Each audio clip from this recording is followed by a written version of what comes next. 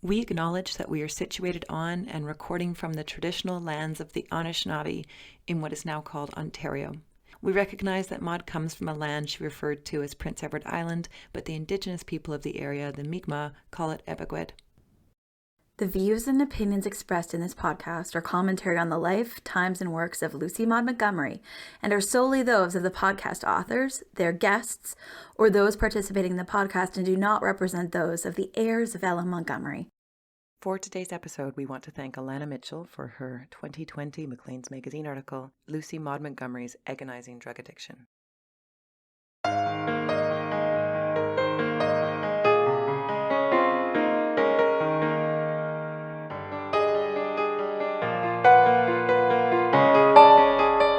Hello, and welcome back to Maud, Books, Babes, and Barbiturates. Hi there. Thanks for meeting back with us, and we have to be honest, we do not want to do this episode. We'd rather walk through the haunted wood debating why Maud picked Dean Priest as a love interest in the Emily series, or wonder how Maud survived the 1918-1919 pandemic. Give us some pointers, Maudie. How did you cope? But with our ongoing research and the aforementioned 2008 revelation regarding Maud's death by suicide in the Globe and Mail, we know we can't. Folks, it's Maud and mental illness, a topic that is ubiquitous now but certainly was not when Maud and her family were living with it. Back then, society covered it up and so did the Montgomery MacDonald family. So, let's all be grateful that we are living today versus back then. Change into our roomiest bloomers and emotionally eat an entire row of chocolate caramels. This is episode 4. I felt like that fly. We are going into the murkiest waters. This is not a twee. My life is a perfect graveyard of buried hopes and despair. This is a full-on grown-up life which happened to include mental illness. Like all other aspects of Maud's life, Maud did not tackle this in a small way. She suffered greatly and supported her family like the renegade we know she was. She lived with her own depression and mania, her husband's acute mental illness, and then tragically her son Chester's. And she lived with valor and fear, pill popping and prayer. Because as usual, Maud wasn't singular, she was multifaceted. And nowhere was this more evident than her multi-generational battle with mental illness. We also want to warn our listeners that we will be discussing death by suicide, mental illness, and depression. If you'd rather, please take a break and meet us again for our 5th episode when things get brighter. We promise. A man saw a fly fall into a shallow ink bottle on his desk. He fished it out and placed it on a sheet of paper to watch scientifically. The fly went to work to groom itself and soon succeeded in cleaning all the ink away. Then he dropped it in again. Again the fly cleaned itself. And again that fiend dropped the poor fly back. Again and again the gallant little fly cleaned itself, albeit a little more slowly every time. And at last, after I forget how many immersions, it made no further attempt to rid itself of the ink. It lay inert and spiritless, a mere blot of blackness, resigned to die. It could make no more effort. I felt like that fly. Those are Maud's words, June 1937, 5 years before her death, which we believe was death by suicide. In this episode, we try to unravel a bit of the why and share a bit of the what, as in what happened. Not that we will ever truly know, because who could? Remember what Maud said about biographies. But we have a few tools at our disposal. Some journals, some timelines, and a familiarity with mental illness ourselves. So we can try and unravel how it finally was all too much for Maud and share it with you. You can take what serves you and understand and appreciate Maud or not. Remember what her son Stuart wished, that people knew what she was up against, which in this case was a lot.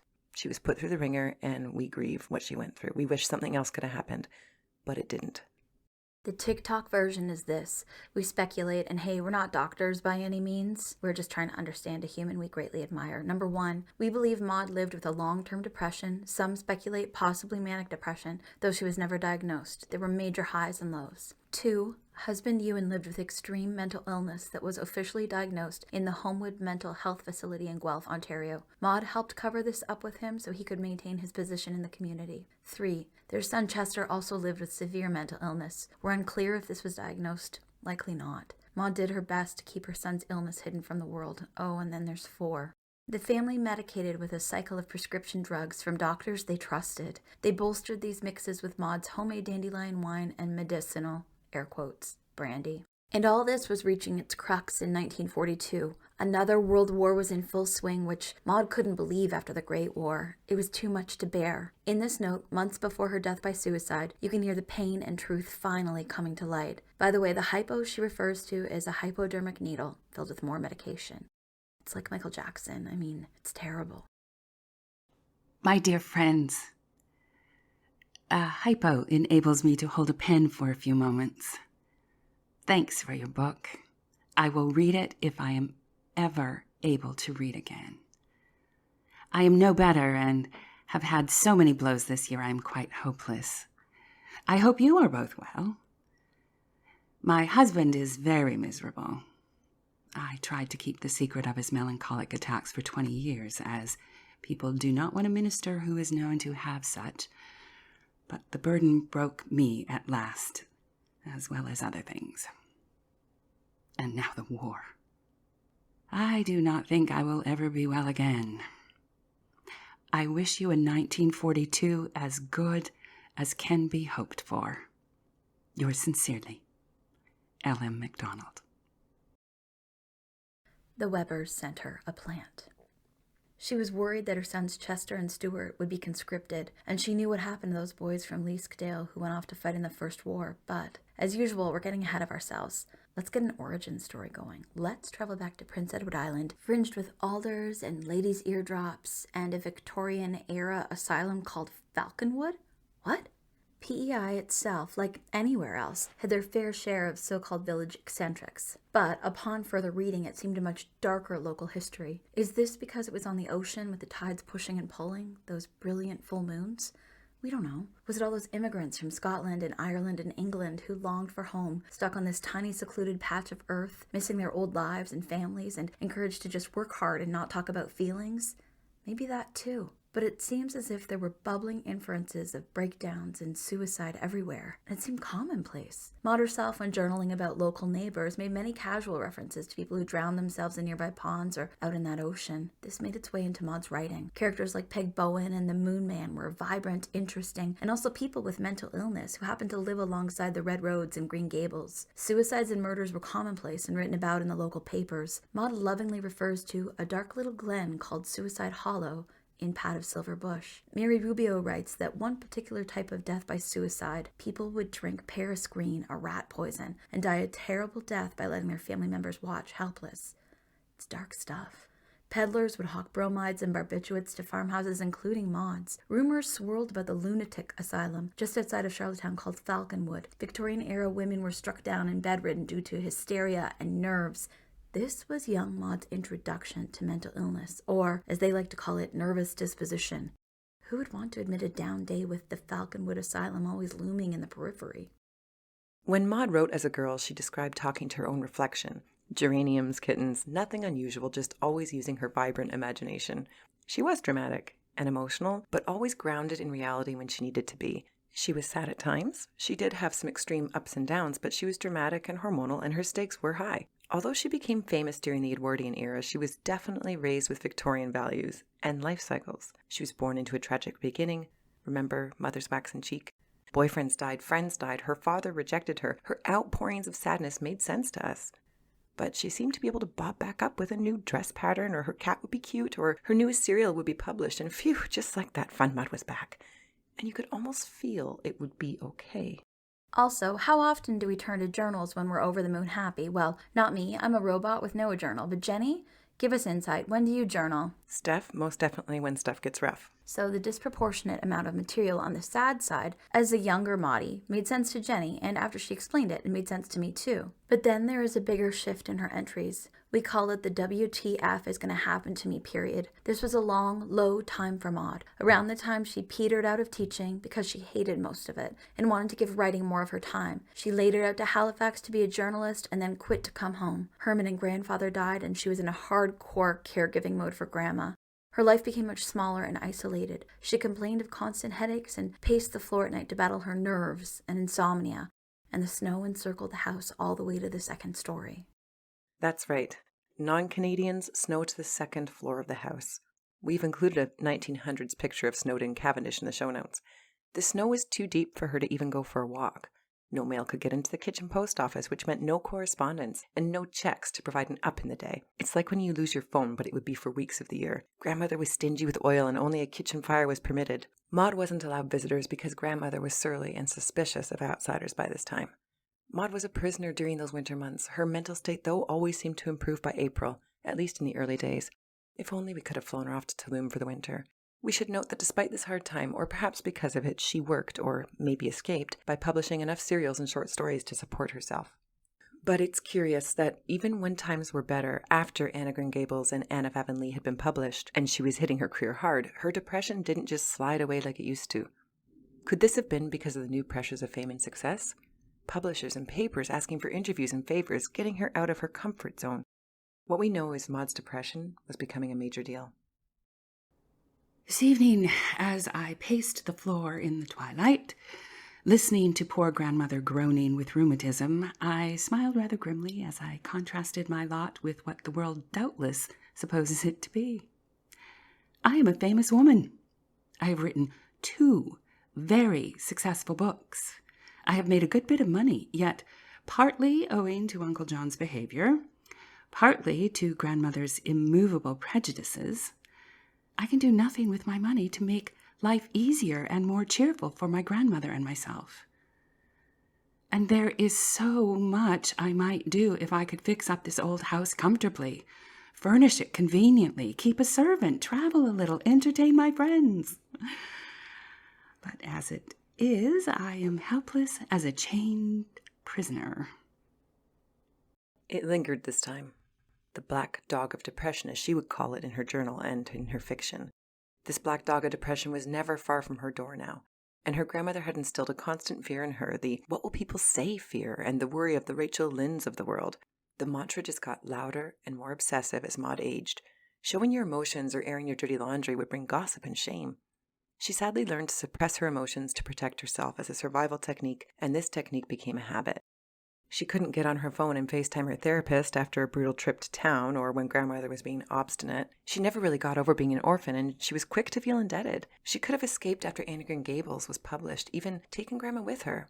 It's obvious to us. Even back then, women did do it. She had money. But if you're still that little Maudie in your mind, the little orphan who spent a lifetime being what others needed to keep a roof over your head, you stay. To us, it seems that Maud replaced the idea of obligation to her grandparents with becoming a dutiful minister's wife to Ewan and his parish.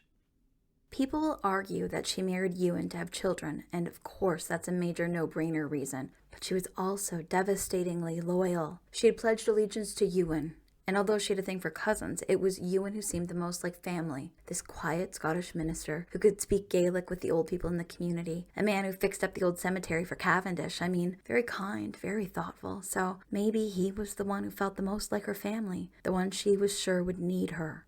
Therapists say you pick the person who reminds you of your mother or father. Maybe Ewan was the closest thing to those grandparents. They needed her. They weren't in tune with her emotionally and didn't completely respect her writing. This sounds alarmingly close to how Ewan saw and treated her. And despite everything the world had to say about her at the time, aside from the galas and the interviews and the portrait sittings, this may have been the role in which she felt most comfortable.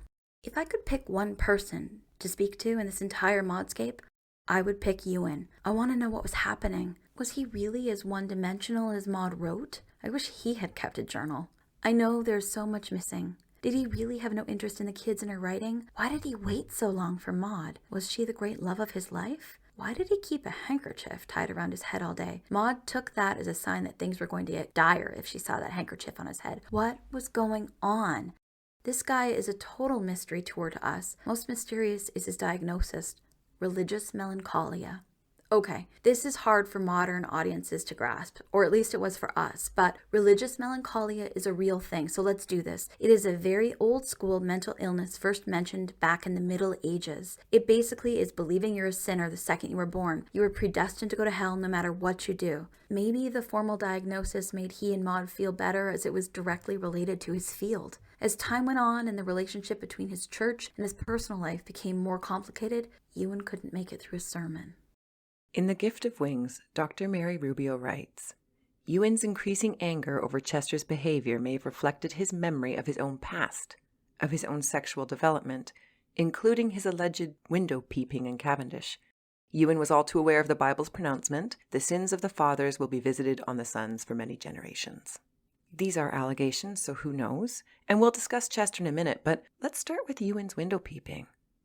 Peeping Tom. It sounds cute, right? Like a peeping Tom could be the new host of a great British bake-off. There is an innocence to this term, the boys will be boys idea. But a quick Google search of peeping Tom is not so cute. The term now, according to Psychology Today, is called voyeuristic disorder.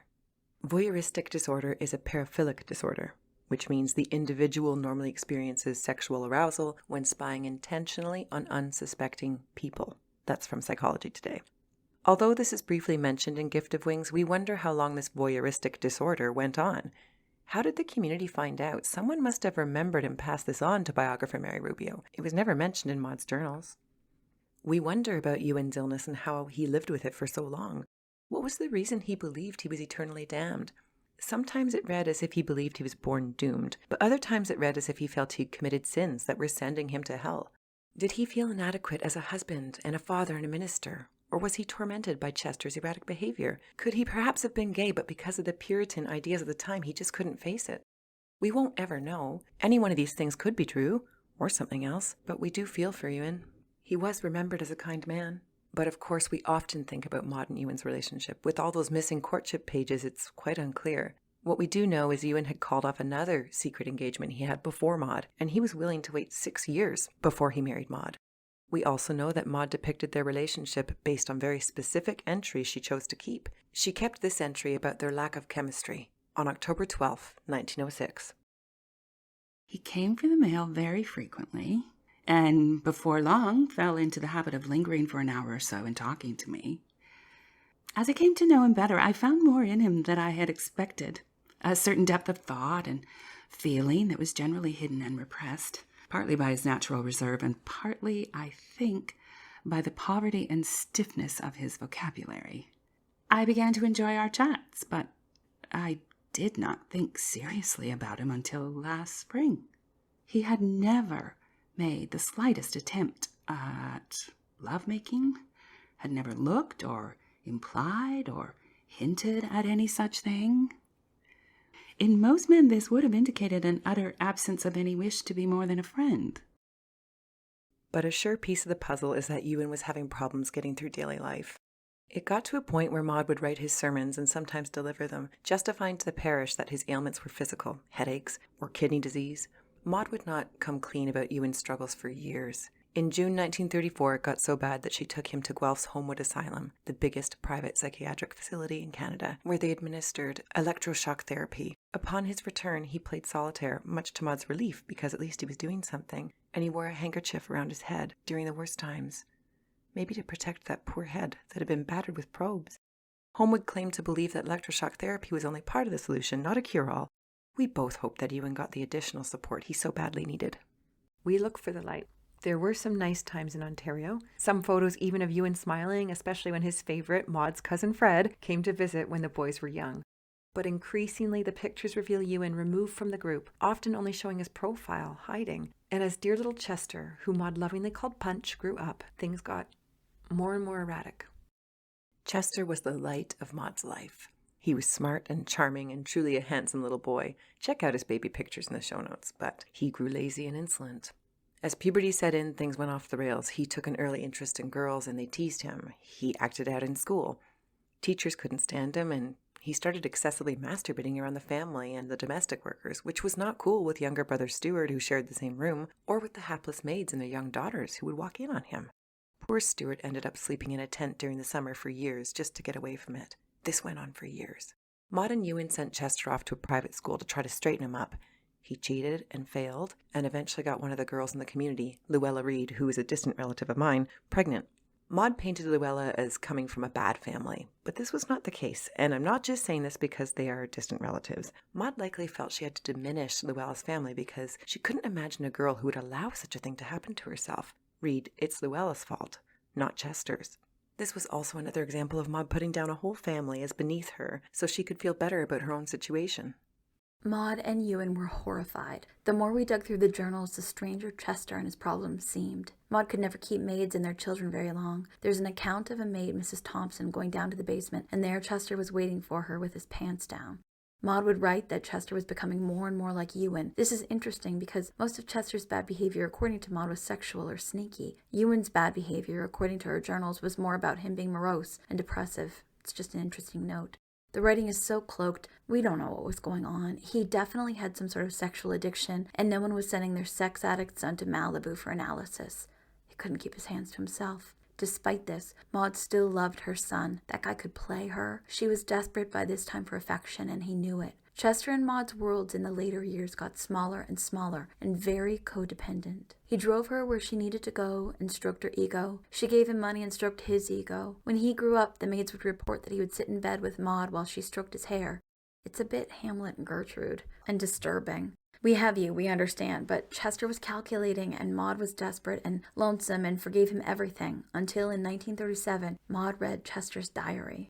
Maud wrote that what she read put her in one of the most dreadful situations a woman could be placed in. The Maud biography, House of Dreams, wonders if someone had tried to blackmail the family because of Chester. This is an interesting take, maybe. With the journals at this point, it's becoming extremely erratic and it's hard to say, but we do know that life was spiraling out of control in a big way, and with few people to turn to, Maud reached to the medicine cabinet.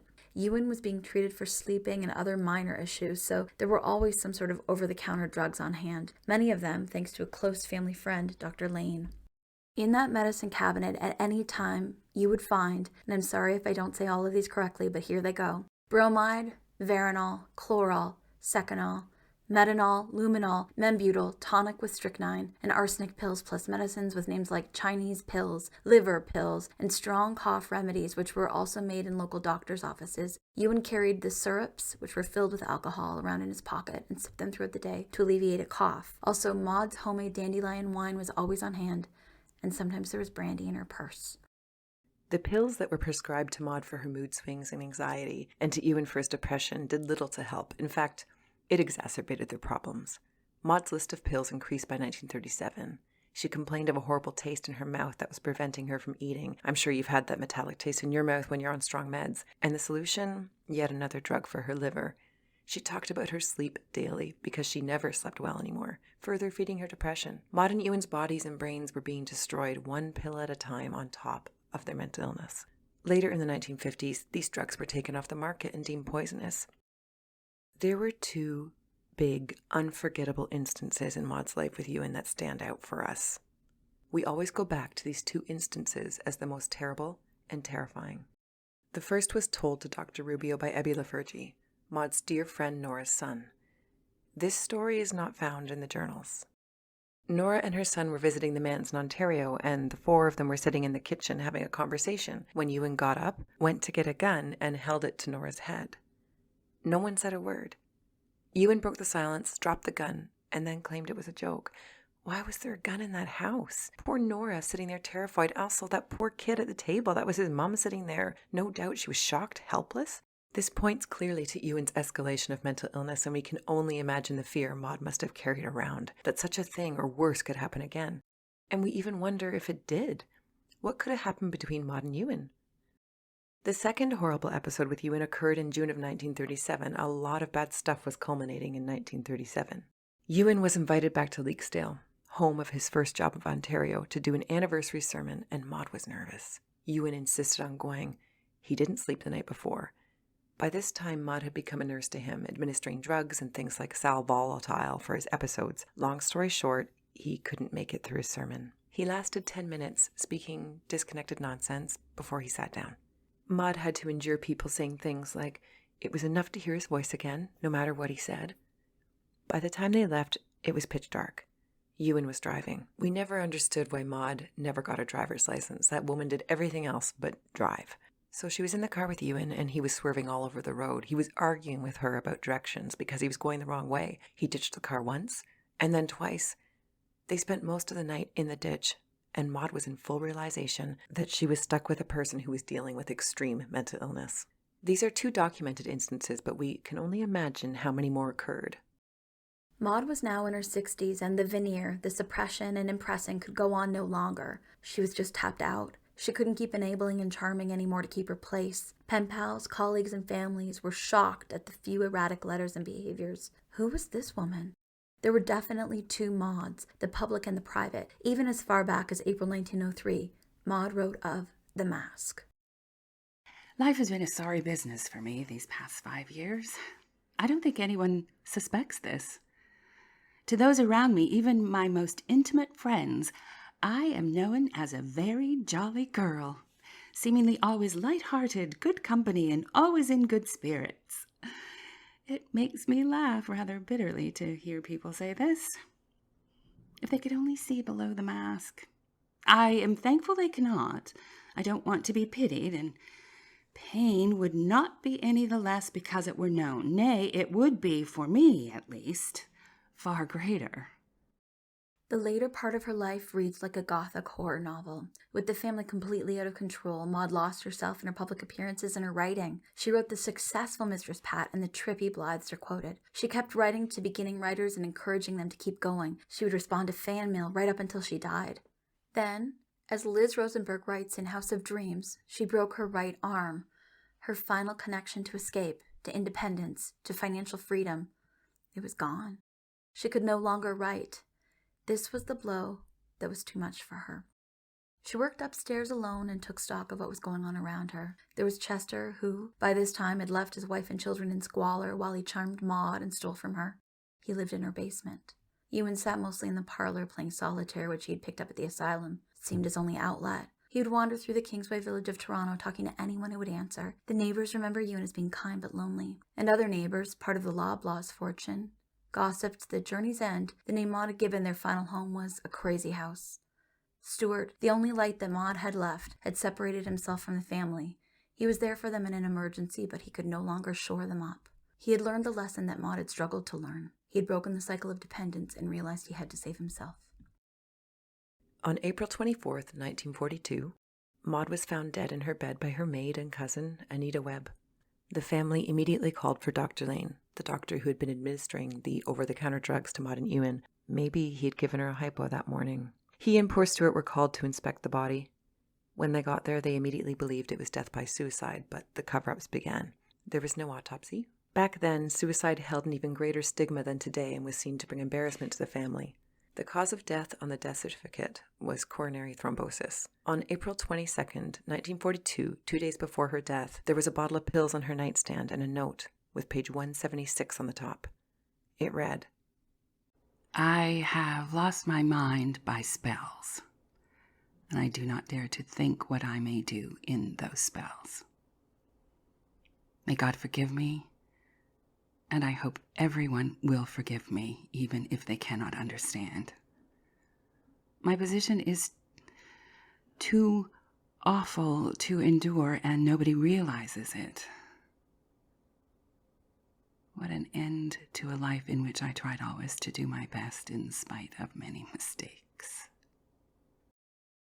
Stuart pocketed the note and only years later put it in the trusted hands of his friend and Maud's biographer, Mary Rubio.